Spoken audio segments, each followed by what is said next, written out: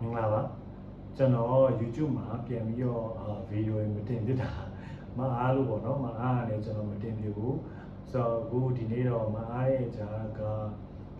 တင်တော့တင်မဖြစ်မယ်ဒါပုံမှန်လေးတော့တင်သိနေဆိုပြီးတော့ဒီအကုန်လုံးလာပြီးတော့ပြောတာများတဲ့အသိချင်တာများတဲ့ဟာပေါ့နော် script တစ်ခုလက်ထဲကိုရောက်လာတဲ့အချိန်မှာ filmmaker တွေအတွက် blogging ဘယ်လိုချလဲဆိုတဲ့ကိစ္စပေါ့နော်အဲ့တော့ပြောရရင်တော့ blogging ချတဲ့ကိစ္စကိုပြောရင်တော်တော်အကျယ်တဝင့်ပြောမှလည်းနားလည်မယ်ပြီးတော့နောက်တစ်ခုကအပြင်မှာကျွန်တော်တို့ပြောမှပို့ပြီးတော့ပိုကောင်းတာပေါ့နော်အပြင်မှာဆိုရင်ကျွန်တော်အယုတ်ကလေးတွေကိုချပြကင်မရာဒီမှာထားမယ်ဆိုရင်လူတွေကဒီလိုရွှေ့မယ်အဲ့လိုမျိုးပို့ပြီးတော့ပြောလို့ကောင်းတယ်ပေါ့နော်ပို့ပြီးတော့ရှင်းနေမယ်ဒါမဲ့အခုဒီတိုင်းကိုလည်းကျွန်တော် script တစ်ခုမှာလက်ထဲကိုရောက်လာပြီဆိုတော့ဘယ်လိုစပြီးတော့စဉ်းစားသင့်လဲဆိုတော့စဉ်းစားတဲ့ဟာလေးကိုကျွန်တော်အရင်ဆုံးစပြီးတော့ကျွန်တော်ပြောပြပါမယ်sharing လေးကျွန်တော်လုပ်ပြပါမယ်ဆိုတော့ကျွန်တော် script တစ်ခုကိုစပြီးတော့လက်ထဲကိုရောက်လာတဲ့အချိန်မှာကျွန်တော်အတွေ့အကြုံနဲ့ရှင်ပြောရရင်ကျွန်တော်အတွေ့အကြုံတွေမှာကျွန်တော်လက်ထောက် director ပေါ့နော်ကျွန်တော်ထိုင်းနေတဲ့လက်ထောက် director ကျွန်တော်၄နှစ်ခွဲလောက်၄နှစ်ဝန်းကျင်လောက်ပေါ့နော်ကျွန်တော်လက်ထောက် director ထိုင်း director ရဲ့အောက်မှာကျွန်တော်လုပ်ခဲ့ပြီးရဲအဲ့တော့ကတော့သူတို့က script ခုရောက်လာပြီဆိုရင်သူတို့ဘယ်လိုရိုက်မယ်တရုပ်ဆောင်တော့မှနေမယ်ဘယ်လို dialogue ကိုဘယ်နေရာမှာပြောမယ်ဘာလုပ်ရင်းနဲ့ပြောမယ်ဆိုတဲ့ဟာတွေအကုန်လုံးသူတို့ကပြောပြပါတော့အဲ့ဒီပြောပြတာတွေကိုကျွန်တော်ကဒီမြန်မာဘက်ကလက်ထောက် director ဆိုပြီးတော့သူတို့က translator တစ်ဆင့်ပြောတယ်ပြီးရင်ကျွန်တော်ကတရုပ်ဆောင်ပြီးတော့အဲ့ဒီကိစ္စကိုတော့ပြီးရှင်းပြတယ်ရှင်းပြပြီးတော့ဒီလိုလုပ်မယ်ပြီးတော့မှ rehearsal လုပ်ကြည့်တယ်လုပ်ကြည့်တဲ့အချိန်မှာအဆင်ပြေတယ်ဒါမှမဟုတ်ဒီညာလေးလိုအပ်ချက်လေးရှိတယ်ဒီနားလေးထပ်ဖြည့်ချင်တယ်ဆိုတော့ director ထပ်ပြီးတော့ဖြည့်ပေးရပါတော့เนาะဆိုတော့အဲ့လိုမျိုးလောက်ရတာပေါ့เนาะဆိုတော့အဲ့လိုမှာကျွန်တော်ဒီ toxic ပေါ့ကျွန်တော်ရဲ့ပထမဆုံးဇာတ်လမ်းတွေပေါ့ toxic ဇာတ်လမ်းတွေစရိုက်တဲ့အချိန်တုန်းက first scene ရိုက်မယ်ဆိုတော့ဖြစ်ချင်တော့ကျွန်တော်ကင်မရာကလည်းအဲ့ဒီနေ့မှာတစ်လုံးပဲရတယ်နှလုံးလုံးကျွန်တော်နှလုံးရိုက်မယ်လို့ထားတဲ့အချိန်မှာတစ်လုံးပဲကျွန်တော်တို့အဲ့တုန်းကPL မောင်းမရှိတာမြန်မာမှာငှားလို့လည်းမရ Sony show ကလည်းမရကျွန်တော်အဲ့တော့ FS7 Mark II စထွက်တာပေါ့နော်စထွက်တဲ့အချိန်ကျွန်တော် Sony lens တွေရော Bright နေနဲ့ကျွန်တော် PL mount နေနဲ့ Sony ကကျွန်တော်တို့ရတဲ့ lens က PL mount lens တွေဖြစ်နေတယ်ဟိုမှာကကျွန်တော်တို့ FS7 Mark II ကSony mount ဖြစ်နေတယ်ပေါ့နော်ဆိုတော့အဲ့နှစ်ခုမှာကျွန်တော်တို့က PL2 ဒီ Sony ကိုချိန်လို့ရမယ်ဟာကိုကျွန်တော်တို့ကမောင်းမရှိတော့ကျွန်တော်တို့မှားတာတခုပဲရတယ်အဲဆိုအဲ့ဒီမှာတစ်လုံးလေးပဲကျွန်တော်ရိုက်ခွင့်ရိုက်လို့ရတာပေါ့နော်ရိုက်လို့ရတဲ့အချိန်မှာပြစ်ချင်တော့အဲ့မှာတရုပ်ဆောင်၄ယောက်အဲ့၄ယောက်ကိုငါသူတို့ဘယ်နှောင်းထိုင်းကောင်းမလဲဘာလို့ဇန်ညိုးကကျွန်တော်ကြိုတင်ပြင်ဆင်ထားတာပဲငါဘယ်လိုရိုက်မယ်ကြိုတင်ပြင်ဆင်ထားတာပဲဒါပေမဲ့ကျွန်တော်အဲ့ဟိုစင်းပေါ်ရောက်သွားတဲ့အချိန်မှာဟာငါဒီတရုပ်ဆောင်ဘယ်နှောင်းထိုင်းကောင်းမလဲအဲ့လိုမျိုးပေါ့နော်ဟိုဝေဝါးသွားတာတခါလေကျရင်ကျွန်တော်တို့ကပြင်ဆင်ထားတဲ့အတိုင်းဒီ on scene ရဲ့ location အရာရောနေအရာရော saturation တွေကကျွန်တော်တို့ပြင်ဆင်ထားတဲ့အတိုင်းလုပ်လို့မရရရှိတယ်ပေါ့နော်အဲ့လိုရှိတဲ့အချိန်မှာချက်ချင်းခေါင်းထဲကနေပြန်ထွက်လာဖို့ကအတွေ့အကြုံနေတဲ့သူတို့ကျွန်တော်အဲ့ဒီအချိန်တော့ကျွန်တော်အတွေ့အကြုံနေသေးတယ်ကိုကိုရိုင်းဆုံးဖြတ်ချက်ချမယ်ကိုကိုရိုင်းဆုံးဖြတ်ချက်ချပြီဆိုတဲ့အချိန်မှာကျွန်တော်တို့အရန်ကိုခက်ခဲတယ်သူများတွေကတော့လွယ်ကောင်းလွယ်မယ်ပေါ့နော်ဒါပေမဲ့ကျွန်တော်တို့တော့အဲ့တုန်းကအရန်ခက်ခဲခဲ့တာဒီ blogging တစ်ခုဘယ်လိုချမလဲဆိုတော့ဆိုတော့ပြီးတော့ပြဿနာတစ်ခုကကျွန်တော်ကိုရိုင်းကလည်းဒီ character blogging မှာဇာညိုတစ်ခုကိုရလာတဲ့အချိန်မှာ vice versa ပဲထိုင်မယ်နင်းထိုင်ပြော့မင်းလည်းပြောငါလည်းပြောမင်းလည်းပြောငါလည်းပြောပြီးသွားထွက်နောက်တစ်ဆင်းရိုက်မယ်နင်းလည်းထိုင်ပြောငါလည်းထိုင်ပြောကျွန်တော်အဲ့လိုမျိုးတွေမကြိုက်ဘူးအခုနောက်ပိုင်းဆိုလည်းတော်တော်များများအဲ့လိုမျိုးမဟုတ်တော့ဘဲနဲ့ထိုင်ပြောတာ dialogue ဆိုထိုင်ပြောမယ်ဆိုတာမျိုးမဟုတ်တော့ဘဲနဲ့လှုပ်ရှားပြီးစကားပြောတာလေးတွေmovement လေးတွေပါလာတာဒီ dialogue တွေဘယ်လိုလုပ်မယ်ဆိုတဲ့ဟာမျိုးလေးတွေကျွန်တော်တို့ edition နဲ့ထပ်ပြီးတော့ဖြည့်ချင်လာကြတယ်ပေါ့နော်ဖြည့်လာကြတယ်အဲ့ဒါမြင်ရတဲ့အတွက်အရန်အဲ့လိုဟိုကျွန်တော်ဓမ္မဝါကြားရဲ့ရုပ်ရှင်တစ်ခုကိုကျွန်တော်တို့ခံစားရတယ်ဆိုတော့ဘက်ကိုကျွန်တော်တို့တဖြည်းဖြည်းရောက်လာတော့နော်ထိုင်ပြောမဟုတ်ဘဲနဲ့နော်ဒါပေမဲ့ဟိုးတော့ကလေကျွန်တော်မြန်မာထုတ်တဲ့ black and white မြန်မာရိုက်ခဲ့တဲ့ black and white ရုပ်ရှင်တွေမှာလေ blogging တွေအရန်ကောင်းကြတယ်နော်အဲ့ဒီကျွန်တော်ဦးဝင်းဦးတို့ကားတွေဆို dialogue ကိုဒီ dialogue ကိုဘယ်လိုပြောမယ်ဘယ်လို acting လုပ်ပြီးပြောလိုက်မယ်ဘယ်လိုလှည့်ပြီးပြောလိုက်မယ်အဲ့ဒီအချိန်မှာနောက်တစ်ယောက်ကဘယ်လိုဖြစ်နေမယ်ဆိုတော့ဟိုအလွယ်ကူဆုံးအရှင်းဆုံးပြောရရင်အဲ့တုန်းကဆိုရင် dialogue တစ်ခုပြောရမယ်ဆိုတာ ਨੇ ကင်မရာရှိကိုရောက်လာ dialogue ပြောပြီးမှလှည့်လိုက်ရင် focus ကဟိုဘက်ကိုဟိုဘက်နောက်တစ်ယောက်ကထပ်ပြောအဲ့လိုမျိုးပေါ့နော်ဆိုတော့ဒါတွေကလည်း blogging တွေပဲဆိုတော့အရင်တော့က black and white ကားတွေမှာ blogging တွေအရင်ကောင်းခဲ့တဲ့ကားတွေရှိတယ်ပေါ့နော်ဆိုတော့ live ပြီးတော့ပြန်ကြည့်ပြီးတော့လေ့လာလို့လည်းရတယ်ဆိုတော့စကားဖောင်းပွားသွားမှာဆိုလို့ကျွန်တော်ခုနကအတူချုံကျွန်တော်ပြန်ပြီးတော့ပြောပြပါမယ်ပြောပြီးမှအဓိကဇာညောတစ်ခုလည်းကိုရောက်လာပြီဆိုရင်ကျွန်တော်အဲ့တုန်းကပြဿနာတက်ခဲ့ရတယ်ရှင်ပြီးကျွန်တော်အခုကပြောပြချင်တာပေါ့အဲ့တော့ကျွန်တော်ဘာလို့ဘာကန်ရမှမသိတော့ကျွန်တော်အဲ့မှာဘာလို့ဘာကန်ရမှမသိရဲ့အချိန်မှာအဲ့စင်းကိုကျွန်တော်ဘယ်လိုရိုက်လိုက်ရလဲဆိုအကောင်လုံးကလည်းထားပါစပွဲတစ်ခုရှိအဲ့စပွဲမှာကိုကျော်စုရဲ့မုံရဲ့နောက်တစ်ယောက်ကိုလည်းတင်းမြတ်ဆိုကိုကျော်ထက်ဆိုတော့3ယောက်သူတို့3ယောက်ကရှင်ပြီးတော့စကားပြောရင်ဟိုနောက်ကနေပြီးတော့တီဟပေါ့နော်အခုတော့ US ကိုရောက်နေတယ်သူကပြောပြရတယ်ဟိုနောက်ကနေသူကသူတို့3ယောက်စကားပြောနေတာဟိုနောက်ကနေသူကကြားတယ်ပြန်ချောင်းကြည့်ရတယ်ဆိုတော့အဲ့ blogging ဆိုတော့ကျွန်တော် blogging တွေပါရဲ့အဲ့ချိန်မှာကျွန်တော်တော့မှာမရှိတော့ဘူး technique တွေကျွန်တော်ပုံမေ့ပါဘာလို့ကျွန်တော်ပူထုံးနေကျွန်တော် fasting လုပ်ရမယ့်အချိန်မှာကျွန်တော် plan ထားတဲ့အတိုင်းကင်မရာနှလုံးကလည်းရမလား location ကလည်းအဲ့မှာကင်မရာနှလုံးမရ blogging မရအဲ့မှာ DOP ရသူလှုပ်ချင်တာတမျိုးအဲ့လိုလုံးမဲ့အချိန်မှာကျွန်တော်နေရလည်းကြော်တယ်အဲ့အချိန်မှာကျွန်တော်အဲ့တစင်းကိုရိုက်ရတယ်မနေ့9နာရီလောက်ကစပြီးရိုက်လိုက်တာတကယ်ဘာမှမဟုတ်ရှေ့မှာလူ3ယောက်စကားပြောတယ်အဲ့3ယောက်စကားပြောတာဟိုးနောက်က1ယောက်ကကြားတယ်ပေါ့နော်ကြားသွားတယ်ကြားတော့ပြီးတော့အဲ့ဒီ3ယောက်တည်း1ယောက်ကထွက်သွားတယ်အဲ့1ယောက်ကလာပြီးစကားလာပြောတယ်ဒါလေးပဲအဲ့ရကိုကျွန်တော် blogging အဲ့ blogging ရဖို့ကျွန်တော်မှတော်တော်ကြာရင်အဲ့စင်းကိုကျွန်တော်ရိုက်တာညနေ4နာရီမှပြီးတယ်အဲ့ကျမှကျွန်တော် Twitter break လုပ်တာပေါ့မနေ့9နာရီလောက်တည်းကကျွန်တော်တို့အောင်မိုင်းစထွက်သွားတာတော့ရဲကိုရောက်တယ်စပြီးတော့ရိုက်တယ်ညနေ4နာရီမှဆင်းပြီးတယ်ဆိုတော့ကျွန်တော်ပြဿနာပါလေဆိုတော့ကျွန်တော် blogging မချတတ်တဲ့ပြဿနာကျွန်တော် blogging ဒီစင်းကို link ဘယ်လိုလုပ်မလဲငါဒီဟာကိုပရိသတ်ကိုပေးတဲ့အချိန်ပရိသတ်ကကျွန်တော်ပြောတဲ့ဟာကိုနားလည်မှရပါပဲကျွန်တော်ဆိုလိုချင်တာဒါအဲ့ဒါကိုပေါ်ဖို့ကဒါ blogging နဲ့အရင်သက်ဆိုင်ဆိုတော့blogging ရဲ့အရေးပါမှုပေါ့နော်ကျွန်တော်နောက်ဆုံးအလွယ်ကူဆုံးကတော့ထားပါတော့ထိုင်တယ်နေရာထိုင်ပြောလိုက်တယ် dialogue ပါသွားတယ်သူတို့ acting တွေကိုကျွန်တော်တို့ကင်မရာနဲ့တည်ရိုက်လိုက်တယ်ပါသွားတယ်ဒါရပါပြီဒါပြဿနာမရှိဘူးဒါပေမဲ့ကျွန်တော်တို့ကပို့ပြီးတော့ realistic ဖြစ်မှုပြီးတော့တကယ်သဘာဝကျမှုအဲ့ဒါတွေက blogging ကောင်းမှုပေါ့အရင်တက်ရောက်မှုရှိတာပေါ့နော်ဆိုတော့ကျွန်တော်အဲ့ဒီစင်းလေးပြောပြရင်ဒီစင်းလေးကအရင်ရိုးရှင်းတဲ့စင်းလေးပါပဲcharacter ကဒီစင်းမှာလူ4ယောက်ပါတယ်ကိုကျော်စုမော်ကိုကျော်ထက်ပြီးတော့တီဟာပေါ့နော်4ယောက်ပါတယ်အဲ့မှာကိုကျော်စုနဲ့မုံနဲ့က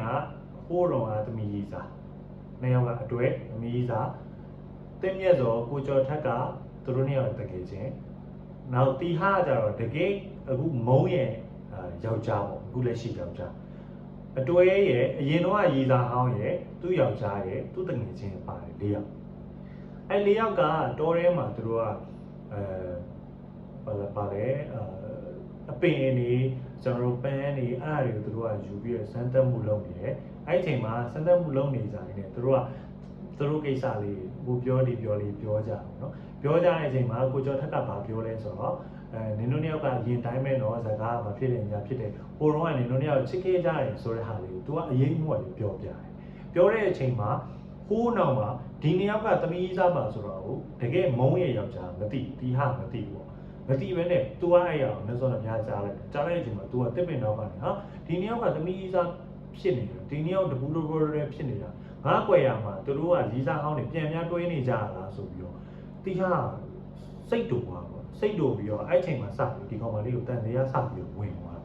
ဆိုတော့အဲ့ဒါတွေကိုကျွန်တော်ပြဖို့အတွက်ကိုကျွန်တော်က camera frame ထဲမှာကျွန်တော်ဒီကောင်လေးကဒီ3ယောက်ကိုတီဟာကဒီ3ယောက်စကားပြောနေတာကိုတနေရာနဲ့ချောင်းကြည့်တယ်အဲ့ဒါချောင်းကြည့်နေတယ်ဒါကိုလည်းပေါ်ရမယ်ပြီးတော့နောက်တစ်ခုကသူတို့3ယောက်ကလည်းဒီကောင်မရှိလို့ဒါဒီ dialogue ကိုပြောရတာဗျဒီ dialogue ကိုပြောနေတာဒီကောင်ရှိနေတယ်လို့မြင်လို့မရသိလို့မရဆိုတဲ့အတွက်ကျွန်တော်က camera frame ကိုရှေ့တက်တဲ့ကနေဒီ3ယောက်ရှိတယ်နော်3ယောက်ဒီ3ယောက်ရဲ့ရှေ့တက်တဲ့ကနေပြီး တော့ကင်မရာကိုတင်ထားတယ်တင်ထားပြီးတော့ဟိုးနောက်ကနေပြီးတော့ဒီသူ့ရဲ့ယောက်ျားတစ်ပင်လေးကွယ်ပြီးတော့ချောင်းပြီးနားထောင်နေတယ်ဒီ၃ယောက်ကကြတော့ဒီဘက်ကိုလှည့်ပြီးတော့စကားပြောတယ်ကျွန်တော်လိုပဲပေါ့နော်ကင်မရာဘက်ကိုလှည့်ပြီးတော့ဒီ၃ယောက်ကဒီမှာတစ်ယောက်အဲ့တော့မမရဒီမှာတစ်ယောက်ကိုကျော်စုပြီးရင်ကျွန်တော်သူတို့နှစ်ယောက်ကိုတော့တွဲပြီးတော့မထားကိုကျော်စုရဲ့မုံရဲ့ဂျာထဲမှာကကျွန်တော်ကိုကျော်ထက်ကိုထားပေါ့နော်၃ယောက်ဆိုဘာလို့သူတို့၃ယောက်ကိုကျွန်တော်ကတကယ်ဆိုရင်အရင်တော့ကလည်း H ဗျာသူ့ရဲ့ဘယ်လိုပြောမလဲငယ်ကြီးသားဆိုတဲ့အတွက်သူဘေးနားမှာထားလို့ရဒါပေမဲ့ကျွန်တော်မထားဘူးဘာလို့ဆိုတော့ကျော်စုကမုံပေါ်မှာမုံယောက်ျားရသွားရဆိုတဲ့အတွက်သူ့မှာစီးရှိရဆိုတဲ့ခံစားချက်တွေကိုကျွန်တော်ပေးချင်သူကဒီကောင်မလေးကိုအရင်တော့ချစ်ခဲ့ပဲသူ့မှာယောက်ျားရှိနေငါသူနောက်ကမကောင်းဘူးလေဆိုတဲ့စိတ်လေးရှိအဲ့ဒီအတွက်သူတို့နှစ်ယောက်ရဲ့ဂျာသူတို့နှစ်ယောက်ကိုကျွန်တော်ပူးမထားပဲသူတို့နှစ်ယောက်ရဲ့ဂျာမှာသူတို့နှစ်ယောက်ရဲ့အချစ်ဆုံးတငယ်ချင်းကိုကျော်ထက်ကိုကျွန်တော်ထားလိုက်တယ်ပေါ့နော်မုံနဲ့ကျော်စုဂျာမှာကိုကျော်ထက်ကိုကျွန်တော်ထားလိုက်ကိုကျော်ထက်ကိုထားလိုက်ပဲကိုကျော်ထက်ကတော့ဒါမဲ့အဲ့နှစ်ယောက်ရဲ့အကြောင်းကို तू ကသိနေတဲ့ link သမားဆိုတော့ तू ကအလယ်မှာကျွန်တော်ထားလိုက် तू ကသူတို့နှစ်ယောက်မျက်လုံးကဲခတ်တယ်နှစ်ယောက်လုံးကိုကြည့်လို့ရတယ်ပြောလို့ရတယ်အဲ့ဒါပြောနေရတဲ့အကောင်လုံးကိုခုနဒီလိုမျိုးကျွန်တော်၃ယောက်ရှိနေကိုဟိုးနောက်မှာတစ်ယောက်ကဒါမုံရဲ့ယောက်ျားချောင်းပြီးကြည့်ဆိုတော့အဲ့ဒါကိုကျွန်တော်ကင်မရာလိုတင်ထားရတော့ဒီ၃ယောက်က full round ဖြစ်ပြီးတော့ဟိုးနောက်ကတစ်ယောက်က background ဖြစ်နေပေါ့နော်ဆိုတော့ကင်မရာ frame ထဲမှာကျွန်တော်တို့က၃ယောက်ရှိမှတစ်ယောက်နောက်မှာဒီလိုတွေ့နေတာဆိုတော့ကျွန်တော်တို့ကဒီ3ယောက်နဲ့ဒီ1ယောက်နဲ့ဒီ4ယောက်လုံးက link ဖြစ်နေတယ်ဆိုတော့ကျွန်တော်ရဲ့ camera frame တစ် frame ထဲမှာပဲကျွန်တော်မြင်နေရအောင်ကျွန်တော်လုပ်တာဆိုတော့ဒါဘယ်လိုပြောမလဲ character ရဲ့ blocking ပဲပေါ့နော်ဆိုတော့သူတို့3ယောက်ကိုဒီ1ယောက်ကချောင်းကြည့်နေတယ်ဆိုတော့တစ်ပင်လေးကိုချောင်းပြီးတော့လန့်ကြည့်နေအဲ့ဒါကိုဒီ3ယောက်လုံးကိုဒီ1ယောက်ကိုကျွန်တော်ပါသွားတဲ့အတွက်အလွယ်ကူဆုံးတွေးရရင်သူတို့3ယောက်ကိုဒီ1ယောက်ကချောင်းကြည့်နေတယ်ဆိုရင်ခံစားချက်ပါသွားတယ်ကျွန်တော်တို့ဒါမေးမယ်။ဘာလဲဆိုတော့ပရိသတ်ကိုသူတို့ကဘယ်နေရာမှာရှိနေတယ်။သူတို့ဘာဖြစ်နေတယ်။သူတို့ဘာလုပ်ချင်တယ်။သူတို့ဘာကိုကြည့်နေတာ။အဲ့ဒါပေါ်ပြီဆိုရင်ရပြီတကယ်တကယ်။ပြီးတော့ကျွန်တော်တို့ကများကျွန်တော်အကိုတယောက်ဒီကိုတင်တော့မှာတော့သူပြောသလိုပဲ။သူပြောတယ်မှာတခုပါ။အဲ့ director ဆိုတဲ့တစ်ခါလေကျရင် translator လို့ပဲ။ဇညုံးကိုကျွန်တော်တို့ကဘာသာပြန်ပေးပြလိုက်တာအယုတ်တွေနဲ့ရုပ်ရည်နဲ့ကျွန်တော်တို့ကပြိတ္တုဘာသာပြန်ပေးပြလိုက်ပြန်ပေးပြလိုက်တဲ့အချိန်မှာဘာသာပြန်ပေးလိုက်တဲ့အချိန်မှာလူတိုင်းနားလည်ပြီဆိုရင်ကိုကဘာသာပြန်လာကျွမ်းကျင်တယ်လို့ပဲအဲ့နေရာမှာကိုပြတာပြိတ္တကနားလည်သွားပြီဆိုရင်ဒါကျွန်တော်တို့ကပေးနိုင်တယ်လို့ပဲဆိုတော့ဒီခုနကျွန်တော်ပြောတဲ့ blogging မှာ DOP နဲ့လည်းဆိုင်တယ်လို့ director နဲ့လည်းဆိုင်တယ် director ရော DOP ရော director လည်းဒီခံစားချက်ကိုကပေးခြင်းတယ်အဲ့ဒီတိုင်း DOP ကလည်းဒီ frame ထဲမှာငါဒီလိုပြရမယ်ဆိုတဲ့ဟာမျိုးဖြစ်အောင်လုပ်ပြီးနိုင်တယ်ပေါ့ဆိုတော့ဒီ3ယောက်နဲ့ဒီ1ယောက်နဲ့အဲ့လိုပုံစံမျိုးမှာကျွန်တော်တို့ကဒီ blogging တစ်ခုရဲ့မှာဒီဟာရှိနေပြီဆိုတဲ့အတွက်ဒီ3ယောက်ပြောတဲ့စကားကိုဒီကောင်ကချောင်းပြီးနားထောင်နေတယ်ပြီးတော့သူ့ရဲ့ acting ကလည်းသူတို့တစ်ခုခုတော့ပြောနေငါသူတို့2ယောက်ရဲ့အရင်တော့အကြောင်းတွေပြန်ပြောနေပါလားသူတို့2ယောက်ကဒီလို relationship ရှိပါလားဆိုတော့သူစလို့တိသွားဒါ main blogging ပဲဗျဆိုတော့ okayကျွန်တော်တို့ကဒါတော့မရိုက်ချင်ဘူး YG ကိုကျွန်တော်တို့ကအခြေအနေရဒီ location အရာကျွန်တော်တို့တော်ထဲမှာရှိရတဲ့အတွက်3ယောက်နဲ့1ယောက်နဲ့1ယောက်နဲ့ကိုကျွန်တော်တို့က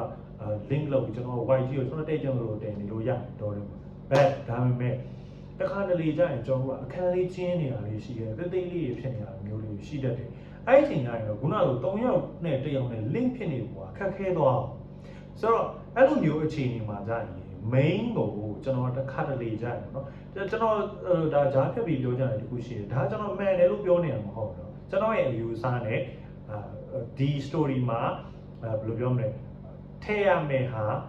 ပရိသတ်ကဒီခံစားချက်ကိုရမယ်ဆိုတဲ့ဟာမျိုးကျွန်တော်ရဲ့ဒီရဲ့ point of view ကနေပြောနေတာဖြစ်ပါတယ်နားထောင်နေတဲ့သူကတော့ကျွန်တော်ဒါပဲမှန်တယ်လို့ပြောတာထင်မှာဖြစ်မှာဆိုလို့ပေါ့နော်ဘာလို့လဲဆိုတော့နောက်တဲ့အတွေးတစ်ခုနဲ့နောက်တစ်နေရာနဲ့နောက်ရှုထောင့်တစ်ခုကနေပြန်တွေးရင်လည်းမှန်တဲ့အရာရှိနေပါတယ် film making မှာ directing နဲ့ DOP က artistic ဖြစ်ပါတယ် artistic ဆိုတဲ့အတွက်ကျွန်တော်တို့ကခါလေးကြရင်လေ rules တွေအကုန်လုံးကျွန်တော်တို့ကသိပြီးသွားခြင်းမှာ you can break the rules ပဲဆိုတော့ကျွန်တော် rules တွေကိုသိအောင်ရတော့ပြီးသွားတာနဲ့ rules တွေအကုန်လုံးချိုးသွားရင်လည်း art တစ်ခုကိုကျွန်တော်တို့ဖန်တီးလို့ရတယ်ပေါ့နော်ဆိုတော့ ဒါဂျာတက်ပြီးပြောတာပါဆိုတော့ခုနကကျွန်တော်ပြောရမယ်ဆက်ပြောရရင်3ယောက်1ယောက်ပေါ့နော်အဲ့3ယောက်1ယောက်အချိန်ဒီမှာခုနကကျွန်တော်ကတော့ location အချိန်တွေကကျွန်တော်အကျေကြီးရတယ်တော့ကျွန်တော် white ကိုတည်လိုက်တယ်ဒါပေမဲ့အကယ်၍ဒါကျင်းနေမယ်အခန်းကလည်းကျင်းနေမယ်ဘလို့မှလည်းအဆင်မပြေနေဘူးကျွန်တော်တို့ကဘယ်လိုလုပ်လို့ရဒီဟာကြီးတိုင်မှရမှာဆိုမဟုတ်ပါဘူးဆိုတော့ဒီ3ယောက်ကို background ပြန်ထားပြီးသူဒီကောင်းရဲ့ full ground နေပြီးတော့ဒီချောင်းကြီးရဲ့ကောင်ရဲ့ full ground နေပြီးတော့ပြဒီ3ယောက်ရဲ့ကြော်ကြီးကိုယူပြီးတော့သူတို့3ယောက်ရဲ့ relationship ကိုပေါ်နေအောင်လဲကျွန်တော်တို့ပြလို့ရတယ်သူတို့ကစကားပြောနေတယ်နောက်ကလူတွေရောချောင်းကြည့်နေတယ် full ground လေးနဲ့ပဲပခုံးလေးနဲ့ဒါမှမဟုတ်နေရွက်တစ်ဖက်လေးနဲ့ပဲ over shoulder လေးကျွန်တော်တို့ကလက်ချိတ်လိုက်တယ်ဒါမှမဟုတ်လဲ maybe လက်လေးနဲ့လမ်းချိတ်ထားမှာရရတယ်လူတစ်ယောက်ကဒီ3ယောက်ကိုကြည့်နေဆိုရင်ခံစားချက်ပေးဖို့ကအဓိက main point ပဲဆိုတော့အဲ့ main point ကိုကျွန်တော်တို့ကပေးမယ်ဆိုရင် camera frame ကြီးကကြိုက်တယ်လို့ချလို့ရတယ်ကြိုက်တယ်လို့ချလို့ရတယ်ဆိုတော့ okay foreground လေးနဲ့ချိတ်ထားမယ်ပြီးတော့မှ3ယောက်ကိုပြတယ်3ယောက်ကိုကျွန်တော်တို့ကသွားပြီးတော့သူတို့ရဲ့ interaction လေးတွေကိုကျွန်တော်တို့ပြချင်သေးတယ်ဆို closer လေးရိုက်လို့ရသေးတယ်ပြီးရင်သူတို့3ယောက်ကိုကြည့်နေတဲ့ကျွန်တော်ရဲ့ရုပ်နောက်ကလူရဲ့ရုပ်ပေါ့နော်ဒီတယောက်ကိုလည်းကျွန်တော်တို့ closer ပြန်ထိုးပြီးရင်ဒီကလူတွေကိုလည်း interaction လေးပေးချင်တယ်ဆိုတော့လည်း closer လေးပြန်ယူလို့ရတယ်ယူခြင်းကိုကျွန်တော်တို့ one take ပဲ one shot ပဲဒီနေရာလူရဲ့ခံစားချက်တွေလိုချင်တယ်ဒီနေရာချောင်းကြီးရဲ့သူရဲ့ကြားတဲ့အကြားအာရုံအတန်ဝါအစအဲ့အကြားကြားမယ်အခက်ဝေးလေးကကြားတဲ့အတန်လေးကိုပဲ audio post မှာလည်းသူတို့ရဲ့ dialogue တွေမကြားလေးဖြစ်အောင်လုပ်မယ်ဆိုရင်ကျွန်တော်တို့ဒီနားကြီးကိုသွားပြီး closer ကြီးထိုးကြမလို့တော့ဒီနားကနေပြီးတော့ပဲ over shoulder ကြီးနဲ့ပြန်ပြလို့ရတယ်ဆိုတော့တခါတလေကျရင်ခုနဟို main ပေါ့ခုနဒီ3ယောက်နဲ့1ယောက်ပါပဲခုနကျွန်တော်ပြောတဲ့အချိန်မှာ location ကျရင်တော့ဒီဘက်ကလည်း YU ဒီဘက်ကလည်း foreground တွေယူရတယ် over shoulder နဲ့သူ့ရဲ့အမြင်လေးအဲ့တော့ကျွန်တော်ဒီကောင်းရင် over shoulder ကနေပြီးသူတို့3ယောက်ကိုမြင်တဲ့အမြင်ကိုကျွန်တော်မရိုက်ခဲ့ဘူးအဲ့တော့ကျွန်တော် white ရတယ်ဒီကနေပြီးသူတို့ကိုကျွန်တော်က main ထားခြင်းတဲ့အတွက်သူ့ကို main မထားခြင်းသေးဘူးသူ့ကိုကဒီစင်းရဲ့အဆုံးညမှာ तू ကဒီအရာလုံးကိုကြားပြီးတော့ तू ခံစားလိုက်ရတယ်ဆိုတဲ့ feeling ကိုကျွန်တော်ပေးခြင်းတဲ့အတွက်ဒီလူတွေအကုန်လုံးလည်းကျွန်တော် detail ပြတယ်ပြပြီးတဲ့အချိန်မှာဒီနောက်ကချောင်းကြည့်နေတဲ့လူတယောက်ကိုကျွန်တော် close up ထပ်ပြီးယူလိုက်တာပေါ့နော်ဆိုတော့ Y ယူတယ်3ယောက်1ယောက် Y ယူတယ်ပြီးရင်သူတို့ကိုလည်း111ချိုးသလိုနောက်ဆုံး acting သူခံစားရတဲ့ acting ကိုလည်းကျွန်တော်သူ့ကို close up နောက်ဆုံးချောင်းကြည့်တယ်ကိုလည်း close up ကျွန်တော်ထပ်ပြီးယူလိုက်တာပေါ့နော်ဆိုတော့အဲ့လိုမျိုး framing လည်းယူလို့ရတယ်ဒါမှမဟုတ်ခုနကကျွန်တော်ပြောလို့ over shoulder နဲ့နေရာချင်းလို့ဒီ3ယောက်ရဲ့ရှေ့က foreground နေပြီးတော့ white ကြီးတော့မယူနိုင်ဘူးနေရာချင်းလို့ back ကနေပြီးတော့ပဲယူမယ်သူ့ရဲ့ foreground နဲ့ပဲယူမယ်ဆိုလည်းရတယ်ဒါမှမဟုတ်ဒီ over shoulder ကြီးမှဖြစ်နေကြမလို့တခါလေကျရင် leg ကနေပြီးတော့လူတယောက်သူတို့ကိုကြည့်နေရဲဆိုတဲ့ feeling ပြီးလို့လည်းရတယ်အဲ့ကြမှာသူ့မျက်နှာကိုပြန်နောက်ဆုံးညမှာသူ့မျက်နှာသူ့ရဲ့ရည်စားဟောင်းနဲ့ကိုမိန်းမနဲ့စကားပြောနေအောင်သူခံစားလိုက်ရတယ်ဆိုတော့ insert လေးပြဒါမှမဟုတ်ဒေါသထွက်သွားရဲဆိုရင်လက်နဲ့ foreground လိုက်ထားရတယ်ဆိုတော့ဒီလိုမျိုးမှလက်လေးကိုပြင်မှာလက်သေးဆုပ်သွားတာဖြစ်ဖြစ်သူ့လက်မှာတုံလုံးမှုလေးပြသူ့ရဲ့ emotion တွေကိုသူ့ရဲ့ဒီ acting တွေနဲ့ကျွန်တော်တို့က foreground ချိတ်ပြီးတစ်ခါလေးပြမှာလားလက်လေးကနေလမ်းချိတ်ပြီးတော့ပြမှာရတာလေဆိုတော့အကုန်လုံးလုပ်လို့ရတယ်ပေါ့နော်ဆိုတော့ဟို blocking မှာခုနကကျွန်တော်ပြောသွားတဲ့ဟာမှာအဓိက point ကကျွန်တော်တို့ camera framing မတည်သေးဘူးလူတွေ blogging မချသေးခင်မှာအရင်ဆုံးကကျွန်တော်ပြောသွားတဲ့အချိန်မှာအကုန်လုံးရေးထားမိတာမျိုးအဓိက point စဉ်းစားရမယ့်အရာကဒီစင်းကဘာစင်းလဲဘာပေးမှလဲဒါပဲရိုက်မဲ့ filmmaker ကရိုက်မဲ့ director ကငါဒီစင်းကဘာပေးမှလဲကျွန်တော်ကပေးမဲ့ဟာကိုပရိသတ်ကိုအဲ့ခံစားမှုပေးနိုင်ရင်ဒီ blogging ကကောင်းတယ်ဒီ framing ကောင်းတယ်ဒီကာကောင်းတယ်လို့ကျွန်တော်တို့ကပြောလို့ရပါတော့เนาะဆိုတော့ကျွန်တော်ပေးခြင်းတဲ့ဟာက3ယောက်အဲ့3ယောက်ကိုနောက်တစ်ယောက်ကချောင်းကြည့်တယ်ဒီ feeling ကိုကျွန်တော်ပေးနိုင်ဖို့တော့ကိုဒီရှေ့ရယူမလားဒါမှမဟုတ်ချောင်းကြည့်ရဲ့ point of view ကပဲ main ထားမလားခုနကကျွန်တော်ပြောလို့အဲ့လိုစဉ်းစားမှုတွေမှာကြတော့ကိုကပြမှာကဒီလူရဲ့ချောင်းကြည့်တဲ့သူရဲ့ point of view ကပိုရေးကြီးနေလားချောင်းရဲ့လူရဲ့ point of view ကပိုပြီးတော့ဒါအရေးကြီးနေမယ်ဆိုရင်သူ့ကိုပဲ main ထားပြီး first frame တွေကသူ့ကို foreground ယူဟိုကောင်နေရဲ့ dialogue ကို तू ကမကြားဖြစ်နေမှာလားဒါမှမဟုတ်ကြားကိုကြားရမှာလားမကြားဖြစ်နေမယ်ဆိုတဲ့အချိန်မှာမ မကြားတာဖြစ်နေမယ်ဆိုရင်ကျွန်တော်တို့ကသူအဲ့ဒီ3ယောက်ကိုလေ close ကြီးတော့မထိုးတော့ပြဿနာမရှိဘူးတွေ့လားဘာလို့တော့ဆိုတော့ကျွန်တော်ဟို audio သမားတွေဆိုလည်းသိမယ်ပေါ့နော်ဆိုတော့တခြားကျွန်တော်ဒီ Hollywood ကားတွေ Europe ဘက်ကကားတွေဆိုပို့ပြီးတော့များတယ်ဘယ်လိုလဲဆိုတော့ဘယ်လိုပြလဲဆိုသူကကျွန်တော်subject နဲ့ကျွန်တော်တို့ပြောဟိုဘယ်လိုလဲအတန်ထွက်လာတဲ့ subject နဲ့ camera နဲ့အကွာဝေးအတိုင်းပဲအတန်ကိုပြန်ထုတ်ပြတာဆိုတော့သဘောပေါက်လားမသိဘူးဘယ်လိုလဲဆိုတော့ခုနဒီ3ယောက်နဲ့ဒီ1ယောက်နဲ့ပေါ့နော်ဒီ3ယောက်နဲ့1ယောက်နဲ့ဒီလိုရှိနေအဲ့တော့ကျွန်တော် camera ဒီ1ယောက်ရဲ့ foreground နဲ့ကျွန်တော်လိုက်ယူတာကျွန်တော်ဒီလူတွေနဲ့ဒီ3ယောက်နဲ့ဒီကောင်နဲ့အကွာဝေးကအရန်ဝေးနေတယ်ကျွန်တော်ကအရန်ဝေးနေတယ်ဒီ3ယောက်အတန်ကိုကျွန်တော်ကတေချာတဲကွဲမကြားနိုင်ဘူးmaybe ဖြစ်နိုင်တယ်တဲကွဲမကြားနိုင်အဲ့လိုမျိုးဆိုရင်ကျွန်တော်ကသူ့ရဲ့ foreground ပါပြီးတော့သူ့နေရာမှာပဲကင်မရာထားပြီးတော့ဒီ3ယောက်ကိုလှမ်းပြီးတော့ရိုက်တယ် close up လို့ချင်းတက်လီလန်းထိုးတာဒီညာနေပဲထိုးဒါမှမဟုတ် close up လို့ချင်း white ပဲသူတို့အဝေးဖြစ်နေတယ်လို့ပြချင်တယ်ဆိုရင် white လန်းနဲ့ပဲလှမ်းယူတော့ရတယ်ဒါပေမဲ့သူရှိနေတဲ့နေရာကနေပြီးတော့ပဲလှမ်းယူဆိုတော့တခါတည်းကကျွန်တော်တို့က close up ဆိုရင်ဒီမှာဟို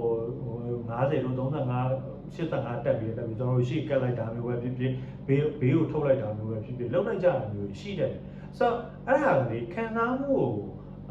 ဘယ်လိုပြောမလဲထိကြိုက်တယ်ပေါ့နော်ကျွန်တော်ယူဆမှုပေါ့နော်အမှန်လည်းမှန်မိုင်းနေမှာကျွန်တော်ယူဆမှုခံစားမှုကိုထိကြိုက်တယ်လို့ဘာလို့လဲဆိုတော့ဒီလူနဲ့ဒီချောင်းကြီးတဲ့သူနဲ့ဒီ3ယောက်ရေအကွာဝေးတာပေ20ရှိနေတာလားအဲ့မို့10ပေရှိနေတာ10ပေဆိုတော့သိကြတယ်သူပြောသူတို့3ယောက်ပြောတာဒီလူကကြားပေ20ဆိုရင်တော့ပုံမှန်လေးပြောနေကျွန်တော်တက်ကိုကြားချင်ပါလေကြားခက်ချစ်တယ်ပြောတဲ့လူကြားရင်ကြားရင်ကြားဒါပေမဲ့ပေ30လောက်ဝေးသွားပြီဆိုရင်တော့ပုံမှန်ပြောနေတော့ကျွန်တော်တက်ကိုမကြားဘူးအဲ့ချိန်မှာကျွန်တော်တို့ကဒီနေရာကနေပြောလုံးဝ close up ဒီ camera ကိုဒီလူတယောက်ရဲ့နားကနေမယူဘဲနဲ့ camera ကိုဒီနားကလာချထားမယ်ဆိုရင်သူ့အတန်ကိုတဲကွဲဒီလူကကြားရတယ်လို့ကျွန်တော်တို့ကသုံးသပ်လို့ရပါသဘောပေါက်လားမသိဘူးသဘောမပေါက်ဆိုတော့နောက်ဗီဒီယိုမှာကျွန်တော်ပြန်ရှင်းပြတော့မယ်သဘောမပေါက်ဘူးဆိုရင် comment မဲပေးခဲ့ပါဘာလို့လဲဆိုတော့သူကကင်မရာရဲ့အကွာအဝေးနဲ့ subject ရဲ့အကွာအဝေးကကျွန်တော်တို့ခံစားမှုပေးနိုင်ဆုံးပဲအဓိကတော့ sensor နေရာပေါ့နော်ကင်မရာရဲ့ sensor နေရာလေဒီ subject နဲ့အကွာအဝေးကအတန်ကိုထည့်ရတဲ့ distance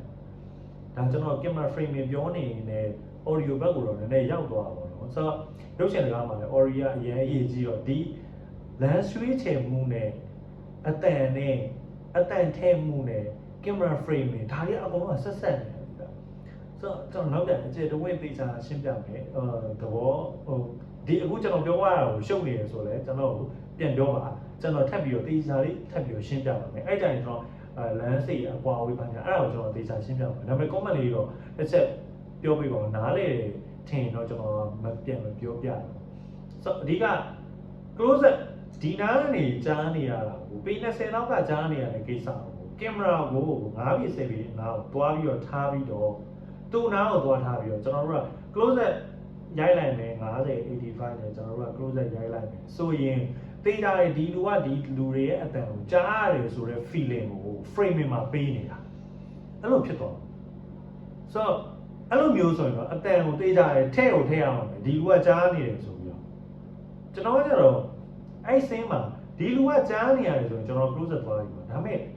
ကြားလားမကြားလားဆိုတော့ဝူဝါလေးပဲကြားနေရတယ်ဆိုတော့မျိုးဖြစ်စေချင်တယ်ဆိုတော့ကျွန်တော်ကဒီပေ20အဝေးဒီလူရှိနေတဲ့နေရာမှာပဲကျွန်တော်ကကင်မရာထားပြီးတော့သူ့ရဲ့ foreground နဲ့ဒီ3ယောက်ကိုလမ်းပြီးတော့ယူလိုက်တာအဲ့ယူလိုက်တဲ့အချိန်မှာကင်မရာ sensor နဲ့ subject နဲ့အကွာဝေးရကျွန်တော်တို့ခံစားမှုရဲ့အကွာဝေးပဲဒီလူနဲ့ငါအဝေးရောက်နေတယ်ဒီလူနဲ့ငါနီးနီးလေးကိုရောက်သွားတယ်ဒီလူနဲ့ငါနဲ့ဘယ်လောက်ကွာလဲသူတို့ရဲ့ခံစားချက်သူတို့ကိုကျွန်တော်တို့မြင်နေရတဲ့ point of view ဘယ်နေရာမှာရှိနေလဲဆိုတဲ့ဟာကိုကျွန်တော်ကခက်ဝေးလေးကပေးနေတဲ့အတွက်အဲ့တော့ကျွန်တော်ဒီဘက်ကနေပြီးအဝေးရတယ်ယူရပါတော့ဆိုတော့ခုနကကျွန်တော်ပြောတဲ့အထဲမှာဒီတယောက်ကသူတို့တောင်သိမကြားမကြားလို့ဆိုရင်ပြဿနာမရှိတော့ဒီကနေ foreground နဲ့ပဲအဝေးရတယ်ပြီးလမ်းပြီးတော့ယူထားလိုက်တော့အဲ့ဒါကပရိသတ်ကို audio ကိုအတန်ကိုအယုံကိုခံစားမှုအပြည့်အဝပေးနိုင်ဆိုတော့ blogging မှာလည်းခုနကတရုပ်ဆောင်ထားတဲ့နေရာအပြင်ကျွန်တော်တို့က lens ရွေးချယ်မှု camera ထားတဲ့နေရာရဲ့ရွေးချယ်မှုအဲ့ဒါလည်းအထောက်အကူဖြစ်ပါတယ်နည်းနည်းရှုပ်တော့မှာဆိုလို့ကျွန်တော်ဒီနေ့ဒီအပိုင်းလေးကိုကျွန်တော်ဒီမှာလေးပဲဖြတ်ချင်တယ်ထပ်ပြီးတော့ကျွန်တော်အကျယ်တဝက်ထပ်ပြီးတော့ပြောပြချင်ပါသေးတယ်ဒါပေမဲ့ဘယ်နေရာအပိုင်းကိုမရှင်းလဲဘယ်နောက်ပို့ပြီးဒီနေ့သိချင်လဲဆိုတော့ဒီ YouTube channel ရဲ့ comment တွေမှာကျွန်တော်တစ်ချက်ရေးပေးပါ